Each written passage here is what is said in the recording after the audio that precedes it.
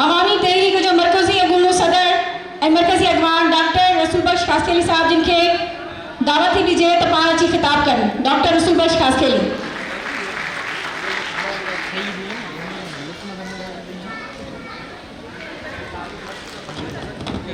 इन माण्हू रीत जे सेण वटाइन सोन ते अची अमरकोट में कंदिस कान कुरीत पखन से प्रीत मारन से न मटिया। मुंहिंजा भाइरो पैदा कंदासीं तॾहिं वञी असांजी हिन जागीरदारी क़बाइली दौर ऐं सरमाई दौर में जान छुटंदी। ऐं मूं सचपच तव्हांजे साम्हूं हिकिड़ो अहिड़ो माण्हू ॾिठो जेको जी परीजो साहब चवंदो हो त इनकलाबी तौर ते माण्हू ओड़ो ई हुजे जी रूस में इनकलाबी माण्हू हूंदा हुआ। इहे पाण सभु पिया कोशिशूं करियूं पर सिर्फ़ु हिकिड़ी असां पंहिंजी भेण ॾिठीसीं, उहा हुई भेण अदी ज़ाहिदा शेख जंहिं ओड़े ई तरीक़े सां ज़िंदगी गुज़ारी जी पाण मां में रिसाले में पढ़ंदा आहियूं, जी पाण नौजवाननि जे गीतनि में पढ़ंदा आहियूं। अहिड़े ई तरीक़े सां असांजी रहनुमाई कंदी हुई। गॾिजाणी में वेठी हूंदी हुई त गॾिजाणी मंझि असीं महसूसु कंदा हुआसीं त परीजे साहब सां गॾु जेकॾहिं अदी ज़ाहिदा वेठी आहे त औरतुनि जे बारे में का बि असां ग़लती कईसीं त उन महिल हू वेड़ कंदी ऐं असांखे चवंदी त औरतूं एतिरियूं कमज़ोर न आहिनि। ऐं सचपच जेकॾहिं असीं तारीख़ पढ़ंदासीं त उन्हनि में औरतुनि जेकी पंहिंजी दिलेरी ॾेखारी आहे ऐं अॼु बि ॾेखारे पई। जेके बि इनकलाबी मुल्क इनकलाब में आया आहिनि, रूस हुजे चीन हुजे, तव्हां जेको आहे सो हिन वक़्तु नेपाल जी बि मूं पढ़ी तारीख़ त उन मंझि बि उहे भेणूं पे विड़ियूं। जेकॾहिं तव्हां इंडिया मंझि माओज़ी तंग जो जेको ग्रुप आहे उहो जेकॾहिं जदोजहद पियो करे त उहो बि औरतुनि में पियो करे ऐं उहो औरतूं उन्हनि जूं अॻुवाणियूं पियूं कनि। असां ही जेके बि ज़ुल्म आहिनि, जेके अॼु ॿुधाए वयूं आहिनि, इहे ज़ुल्म आहिनि ऐं इहे ज़ुल्म तेसि ताईं ख़तमु न थींदा।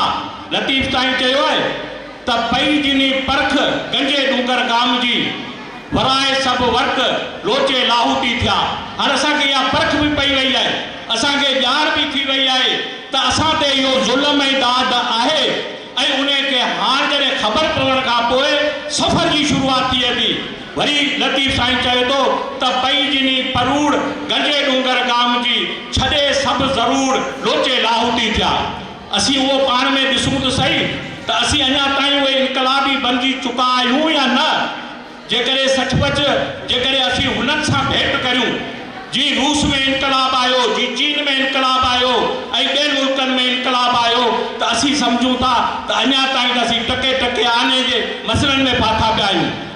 उन्हनि मसइलनि में निकिरण जे लाइ पाण वॾी कोशिशि करियूं पिया ऐं उन में पाण जदोजहद करियूं पिया। लतीफ़ साईं चयो आहे त जोगी तुंहिंजे जोग में ॻाल्हि घुरिजे गच, वठियो चीरियो चिचरियो पर में उभो पच, क्या ॿार जो मच जो आतिशाब थिए। असांखे अञा बि वधीक जदोजहद करणु पवंदी।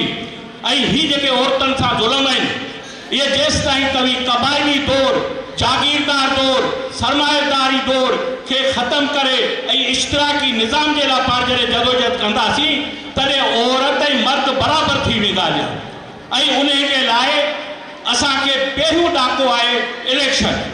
हाणे इलेक्शन में मार्क्स चयो आहे त असांखे इजाज़त आहे त ॿिनि वॾनि ज़ालिमनि वञा कहिड़े ज़ालिम जी चूंड करियूं।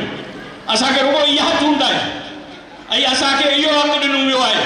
हीअ जेकी जमहूरियत आहे इन जमहूरियत में असांखे हक़ु इहो ॾिनो वियो आहे त असीं वोट ॾियूं ऐं हिन वक़्तु तव्हांखे वोट इस्तेमालु करिणो आहे हिन करप्शन जे ख़िलाफ़, हिन जागीरदारी निज़ाम जे ख़िलाफ़ ऐं जेके बि असांजा अवामी तहरीक जे तरफ़ां जेके उमेदवार बीठा आहिनि तव्हीं ॿुधायो उन्हनि जूं वर्क कंदियूं या कोन कंदियूं। जेकॾहिं तव्हांखे किथे बि सॾु थिए त उन्हनि भाइरनि खे वोट ॾिजो, ॿियनि वोटरनि खे छॾियो, पर उते पाण उन्हनि जी जेकी जीअं अॻु में पाण जदोजहद कईसीं परीजे साहब जी इलेक्शन में, ॿियनि इलेक्शन में, ईअं ई पाण निकिरी पवंदासीं त पाण कामयाब थींदासीं। पहिरियों ॾाको आहे, इनकलाब जे लाइ पहिरियों ॾाको आहे। इन में पाण गुज़री वियासीं, पाण कामयाब आहियूं ऐं पाण जीअं अॻ में कामयाब थियासीं। तव्हां सिंधियाणियुनि हक़ीक़त में अवामी तहरीक जी इज़त रखी आहे। जॾहिं ही वॾे मां वॾा मामला पे थिया ऐं जॾहिं तव्हां ॾिठो त हेॾा डैम पे ठहियो, होॾा जेके आहिनि से ॾेढ पे विकिणा, तॾहिं तई हुयूं। जॾहिं हुननि ऐलान करे छॾियो त जेकॾहिं को डैम जी मुखालफ़त कंदो ऐं ॾेढनि जी मुखालफ़त कंदो त आर्टिकल 6 लॻी वेंदो, तव्हांखे गद्दार जो लक़ब ॾिनो वेंदो। पर ही भेणूं हुयूं जेके गॾु बीठूं अवामी तहरीक सां ऐं उन्हनि भेणनि जदोजहद कई ऐं उन्हनि जे जेको आहे सो होॾा हू डैम ऐं हेॾा ॿेटनि जी उन्हनि सभिनी खे तव्हां लताड़े छॾियो।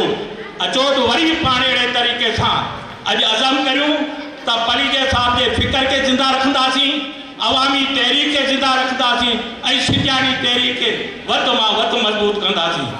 जी सिंध।